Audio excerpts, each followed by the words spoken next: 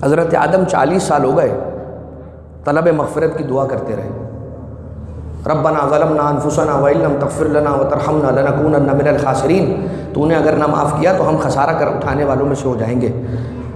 تو پھر کیا ہوا؟ حضرت جبریل آنے کے بعد کہا کہ یا ابو البشر، اے ابو البشر آدم علیہ السلام، آپ دعا تو کر رہے ہیں، وسیلہ اختیار نہیں کر رہے، اور اللہ نے تلقى آدم من ربہ کلمات فتاب علیہ انہ هو السمیع العلیم، اور پھر اللہ نے کچھ ایسے کلمات حضرت جبریل کو سکھا کر بھیجے کہ آدم کو ان کی تعلیم دے دینا اور کہنا کہ ان کلمات کے ذریعے سے مجھ سے سوال کریں۔ اور پھر وہ نام پنجتن پاک جو آپ سب جانتے ہیں، ان ناموں کی برکت سے جب ایک مرتبہ حضرت آدم نے دعا مانگی ہے تو وہ دعا قبول ہو گئی۔ آدم بخشے گئے وسیلہ پنجتن کے تحت، وسیلہ پنجتن کے صدقے میں آدم بخشے گئے۔ یہ بتائیے جب آدم بغیر وسیلہ پنجتن کے نہ بخشے جائیں تو آدمی کس کھیت کی مولی ہے؟ وہ کیسے بغیر وسیلہ پنجتن کے بخشا جائے گا؟ لیکن عزیزان محترم، جناب سیدہ نے کس کس کی مدد فرمائی؟ نام جناب سیدہ جناب ام سلمہ، ایک روایت جناب سیدہ کے نام کے بارے میں اور پھر ایک روایت مولا کائنات علیہ السلام کے نام کی فضیلت کے بارے میں، وہ سن لیجئے۔ اس بی بی نے ابھی بی بی کی شہادت ہو گئی، اس دنیا سے بی بی پردہ فرما گئی۔ ام ایمن کنیز جناب سیدہ، مدینہ شہر چھوڑ دیا، کہا جس شہر میں میری شہزادی نہ رہی اس شہر میں اب میرے رہنے کا کوئی کام نہیں۔ مدینہ چھوڑ کر مدینہ سے چلی، اور مدینہ سے چل کر اس صحرا کے درمیان سے گزر رہی ہے کہ جو مدینہ سے ملحق تھا۔ درمیان صحرا میں پانی ختم ہو گیا، غذا ختم ہو گئی، پیاس کی شدت اپنے عروج کو پہنچی، قریب تھا اپنی موت اپنی آنکھوں سے دیکھی ام ایمن نے۔ ایک مرتبہ جان گئی کہ میرا وقت مرگ قریب ہے، رک گئی، آسمان کی طرف چہرے کو کیا، دو جملے کہے، اے اللہ میں کنیز فاطمہ ہوں، کیا میں اس طرح سے مروں گی؟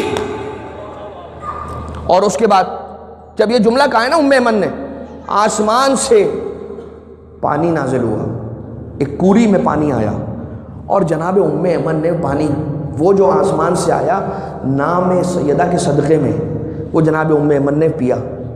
اور اس کے بعد ام ایمن کہتی ہیں کہ مجھے پھر 2 سال تک کبھی پیاس نہیں لگتی تھی، 2 سال میں ایک مرتبہ پانی پینا پڑتا تھا۔ یہ شہزادی وہ ہیں کہ جب آسمان پر ملائکہ کے درمیان اللہ نے ان کے امتحان کے لیے سیاہ بادلوں کو بھیجا تو ملائکہ خوف زدہ ہو گئے، اتنا اندھیرا تھا ایک ملک دوسرے کو دیکھ نہیں پاتا تھا، کہنے لگے یا الہنا و سیدنا منذ خلقتنا ما رأینا مثل ما نحن فی، جب سے تو نے ہمیں خلق کیا ہے ایسا اندھیرا ہم نے کبھی نہیں دیکھا، تو اے خدا تجھے تیری عزت و جلالت کی قسم ہے اس اندھیرے کو ہم پر سے دور کر دے۔ اللہ نے کہا مجھے میری عزت و جلالت کی قسم ہے تم پر سے مصیبت دور کروں گا۔ تو پھر اللہ نے نور جناب سیدہ کو عرش کی بلندی پر معلق کر دیا، فَظَهَرَتِ السَّمَاوَاتُ السَّبْعُ وَالْأَرْضُونَ السَّبْعُ، اور نور فاطمہ زہرا کی برکت تھی کہ زمین کے 7 طبق روشن ہو گئے اور 7 آسمان میں روشنی ہو گئی اور وہ اندھیرا دور ہو گیا۔ اب عزیزو یاد رکھنا، جب بھی زندگی میں روشنی کو پانا اسے صدقہ فاطمہ زہرا سمجھ کر اللہ کا شکر ادا کرنا۔ یہ ہے نام سیدہ کی برکت، یہ ہے نور سیدہ کی برکت۔ اور سیدہ کون ہے؟ محافظہ ولایت علی۔ اور یاد رکھیے گا علی ابن ابی طالب علیہ السلام کی جو فضیلت ہے، علی کی ہر فضیلت میں ذات گرامی فاطمہ زہرا شامل ہے، یہ یاد رکھیے گا۔ جناب سیدہ چاہے وہ باب خیبر کا اکھاڑنا ہو، چاہے وہ رات کی تاریکی میں نماز شب کے لیے مصلی عبادت پر آ جانا ہو، علی ابن ابی طالب علیہ السلام کی کوئی فضیلت اٹھا لیجئے، ہر فضیلت علی ابن ابی طالب میں ذات فاطمہ زہرا شریک ہے۔ کیوں؟ اس لیے کہ رسالت مآب نے فرمایا کہ لولا علی لما کان لفاطمہ کف آدما فما دونہ، اگر علی ابن ابی طالب نہ ہوتے تو فاطمہ زہرا کا اس روئے زمین پر کوئی ہم پلہ نہ ہوتا، آدم سے لے کر خاتم تک۔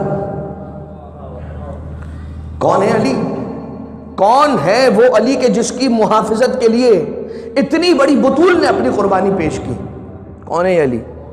نام علی ابن ابی طالب کی 2 جملوں میں فضیلت بیان کر دوں. نام علی ابن ابی طالب ہے کیا؟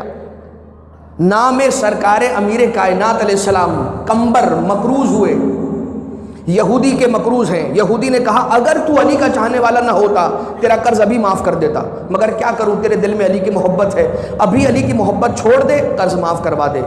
کہا میں سب چھوڑ سکتا ہوں، علی کی محبت نہیں چھوڑ سکتا. سب مجھ سے لے لو، سب کچھ لے لو، علی کی محبت تم مجھ سے چاہ کر بھی نہیں لے سکتے.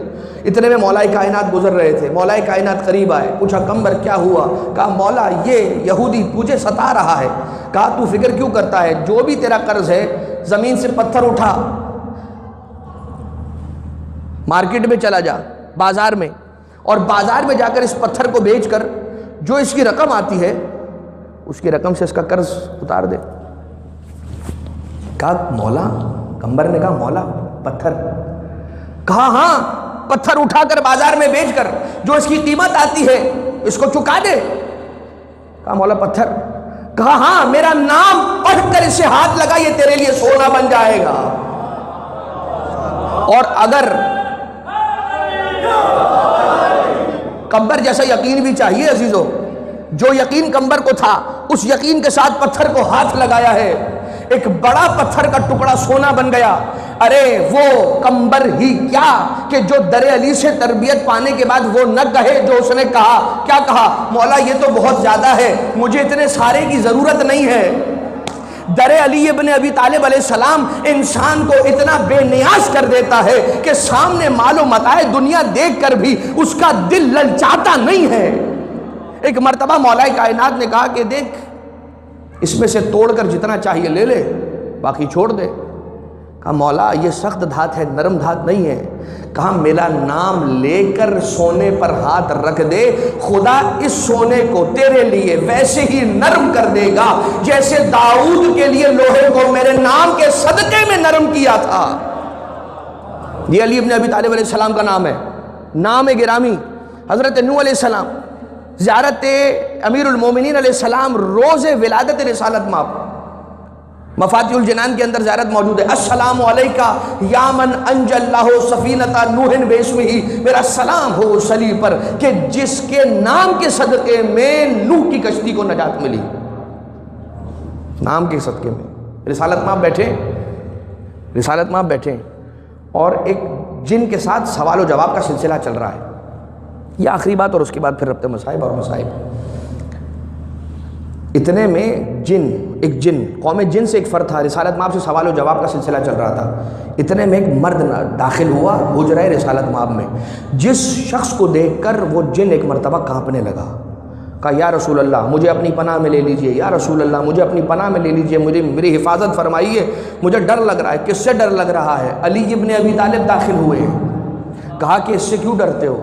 کہا وہ دن جس دن طوفان نوح آیا تھا، طوفان کا سیلاب میں نوح کی کشتی چلنا شروع ہوئی. ایک مرتبہ میں نے جیسے ہی کشتی ہے نوح کو چلتا دیکھا، میرے ذہن میں یہ خیال آیا کہ آگے بڑھ کر حضرت نوح کی کشتی کو دھکیل کر الٹ دوں. اتنے میں یہی جوان تھا کہ جو کسی مقام سے چل کر آیا، اپنے پہلو سے تلوار کو نکالا، میرے 2 بازوؤں میں سے ایک بازو کو قلم کر دیا، اپنے ابا کے دامن کو ہٹا کر کٹا ہوا بازو دکھایا. رسالت مآب نے مسکرا کر کہا تو سچ کہہ رہا ہے، یہی وہ تھا میرا وسیع جانشین علی کہ جس نے نوح کی اس کے زمانے میں مدد کی تھی، جو کائنات کو نجات بخشے وہ کشتی نوح، اور جو نوح کی کشتی کو بچا لے جائے وہ علی.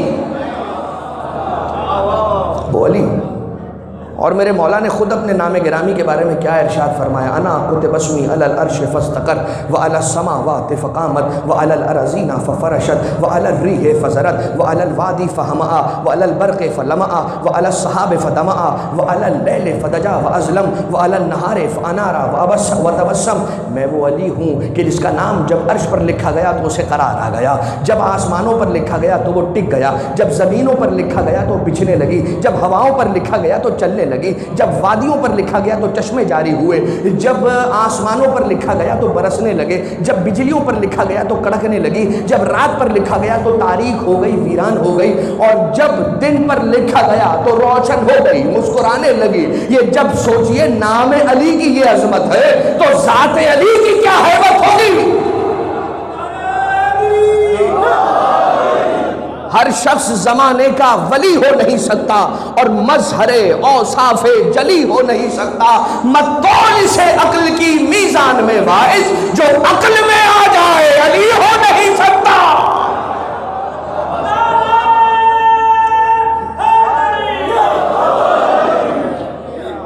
جو عقل میں آ جائے علی ہو نہیں سکتا۔